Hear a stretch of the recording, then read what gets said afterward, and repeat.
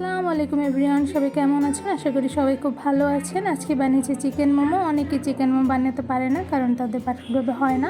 আজকে কীভাবে সহজেই চিকেন মোমো তৈরি করা যায় সেটা আপনাদের সঙ্গে শেয়ার করবো। চলুন ফুল ভিডিওটি দেখে নেওয়া যাক।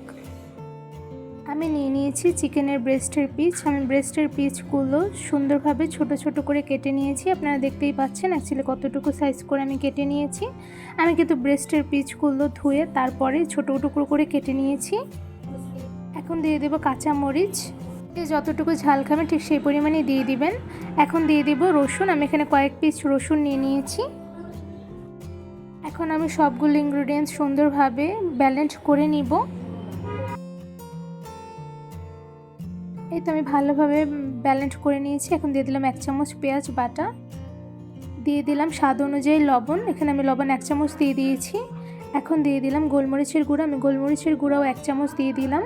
এখন দিয়ে দিলাম সয়া সস। আমি এখানে সয়া সস দিয়ে দিচ্ছি 2 টেবিল চামচ। এখন দিয়ে দিচ্ছি গ্রেট করে রাখা গাজর কুচি, আর দিয়ে দিলাম বাঁধাকপি কুচি। এখন দিয়ে দিলাম ম্যাগি মশলা। মোমো বানানোর সময় ম্যাগি মশলাটা দিতে হবে, মাস্ট বি, নয়তো টেস্টটা ভালো আসবে না। এখন আমি ভালোভাবে সবগুলো উপকরণ মেখে নিব।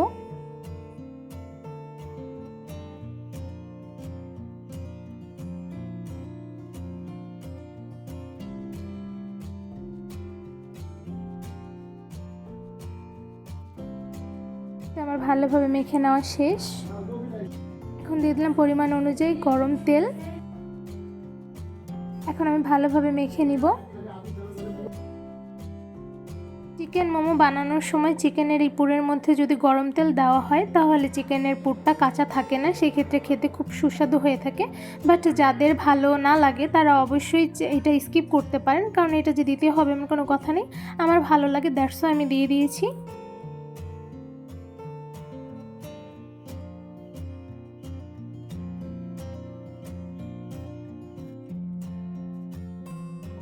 এই তো আমার চিকেন মোমো বানানোর জন্য পুরটা কিন্তু প্রপারলি রেডি। এখন আমি এটা কিছুক্ষণ রেস্টে রেখে দিব। দিয়ে দিলাম পরিমাণ অনুযায়ী ময়দা। এখানে আমি প্রায় 3 কাপের মতন ময়দা নিয়ে নিয়েছি। দিয়ে দিলাম স্বাদ অনুযায়ী লবণ। এখন আমি ভালোভাবে মেখে নিব।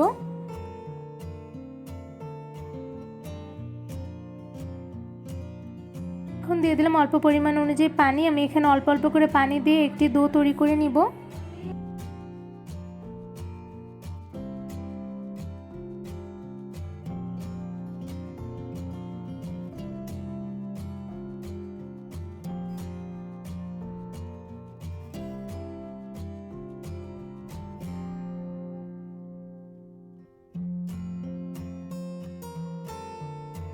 এই তো আমার ভালোভাবে ডো তৈরি করে নেওয়া শেষ।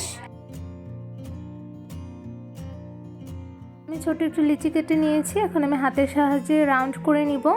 আমি রাউন্ড করে ছোট একটি প্যারা তৈরি করে নিব, দেন তা দিয়ে একটি রুটি বানিয়ে নিব। আমি এখন বেলুন দিয়ে বেলে ছোট একটি রুটি বানিয়ে নিব।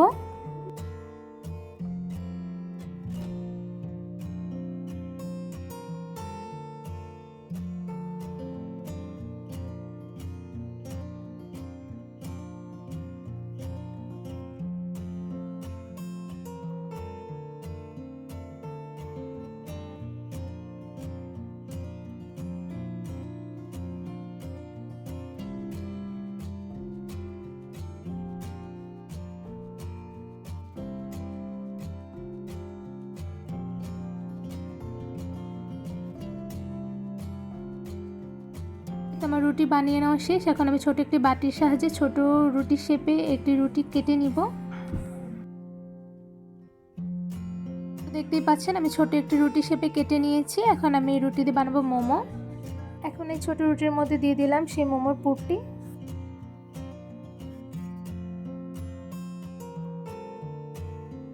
এখন আমি মোমো বানিয়ে নিব। তো আপনারা দেখতেই পাচ্ছেন অ্যাকচুয়ালি আমি কিভাবে মোমো বানিয়ে নিচ্ছি।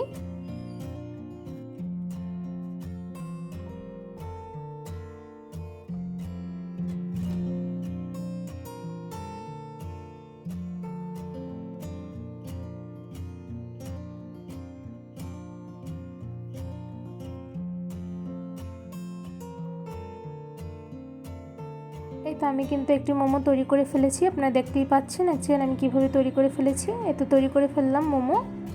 আমি আপনাদের সুবিধার্থে আরেকটি মোমো বানিয়ে দেখাচ্ছি অ্যাকচুয়ালি আমি কীভাবে বানিয়েছিলাম। আমি সেম প্রসেসে ছোট্ট একটি রুটির মধ্যে চিকেন পুর দিয়ে দিয়েছি, এরপর আমি হাতের সাহায্যে আবার একটি মোমো বানিয়ে নিয়েছি, ঠিক যেভাবে ফার্স্টে বানিয়েছিলাম ঠিক সেইভাবে।